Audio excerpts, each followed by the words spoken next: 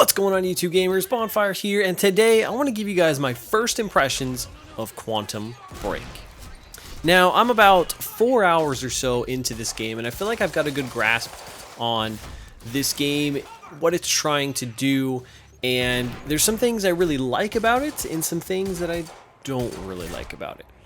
First, let's start with the story, and the story is something that I've been hanging my hat on with this game. It's been the one piece that I've been really excited to experience, because this game has to do with time, and there's a fracture in the time-space continuum, and there's some time travel involved, and I'm just such a sucker for those types of things, so I was really excited to dive into that story. Again, only being about 4 hours or so into this game, I'm enjoying the story so far. There's enough pieces in there that are keeping me interested, and I'm excited to see where it goes. One of the things I like about the game's story is that it's broken up into acts, and this is very similar to another game Remedy has made called Alan Wake, which is an awesome game. If you haven't played it, I definitely recommend it. You get it free when you buy Quantum Break, backwards compatible, so go play that. But that game's broken up into episodes, and it's done just like a TV show, and this game is done in that same manner. So I think it's got some pretty good pacing, and I can appreciate the way it's broken up into acts and chapters. However, having said that, I think the biggest problem is the live action TV show, and that's something this game does completely new. I don't think any other game's done a live action TV show that goes, side by side in the middle of the game. So you'll do an act of the game, then you'll kind of do a small portion where you'll make a decision going one way or another in the game, and then you go right into a live action TV show, and each episode is roughly 15 or 20 minutes, and the acting in the TV show itself is fine. It feels like you're watching a TV show, but I feel like it really breaks up the gameplay a little too much, and it kind of feels forced. The weirdest thing about the TV show is that it mostly follows other characters, side characters, other than the main protagonist, the Shawn Ashmore character. And though it adds a lot of context, and it's kind of cool to see what's going on, outside of the gameplay and what you're doing, it just doesn't seem to fit. Regardless, I appreciate what they're trying to do to add more context to this world that they've created. And there's a lot of collectibles and things that you can find within the game that also add a lot of context and backstory and really develop some of those other characters. So I can appreciate that, at least. Next, let's talk about the gameplay, because the gameplay is where I have the majority of my issues.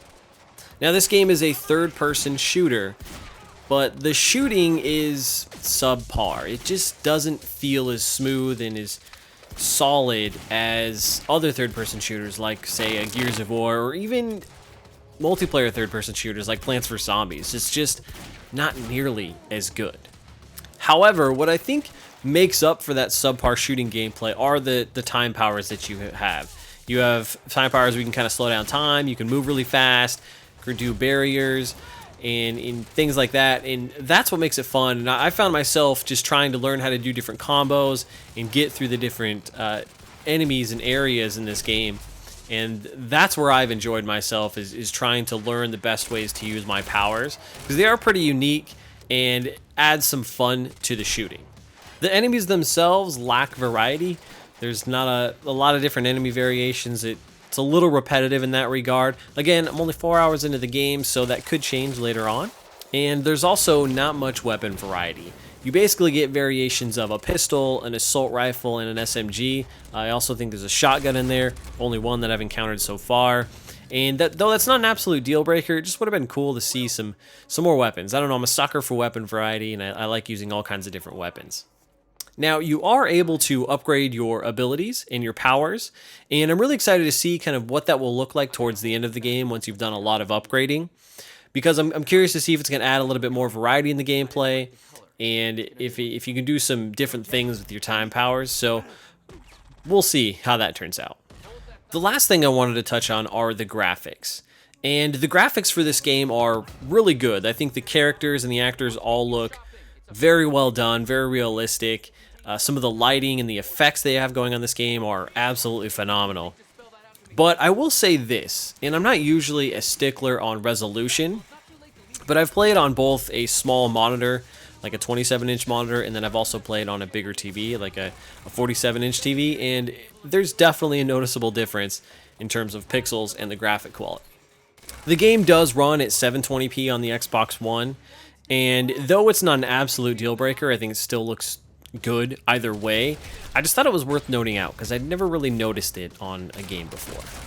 This game does use Microsoft's cloud power to accomplish some of the crazy cool things that it does, but I feel like sometimes you can tell. I went from a wired connection to a wireless connection just because I had moved to the living room to play on the bigger TV. And when I was on the wireless connection, not that I have bad wireless or anything, but I just felt like there were some moments in the game where it was chugging a little bit as opposed to when I was playing on a wired connection. So I thought that was really interesting and again, worth pointing out. There's also some texture popping in the game. And there was even one moment where I got stuck in a wall and I had to restart the checkpoint, which is always frustrating, but that's something they could easily patch. Regardless of all that, the game still does incredible things graphically speaking, because there's one section in the second act of the game where you're basically going through day-night cycles at a very rapid pace, and it looks incredible. There's so much going on with the lighting and everything around you. It's just insane, and I gotta give kudos to Remedy for pulling that off because it looks really good. Overall, I'm enjoying Quantum Break. Despite some of the flaws and some of the things that I dislike in this game, there's enough there to keep me going, wanting to play through the game, see where the story goes, and have some fun with it. I can appreciate what they're trying to do, and I'm happy there's a new IP out. So there you guys have it. Those are my first impressions from my time with Quantum Break. Let me know if you guys are picking up this game or if you've already picked it up down in the comments below. Hope you guys enjoyed the video. And until next time, I'm Bonfire, and I will see you online. Now come up, it's shady you now if you with me, put your hands up. On the fly, ladies, set a front on that stand up. Fellas, if you see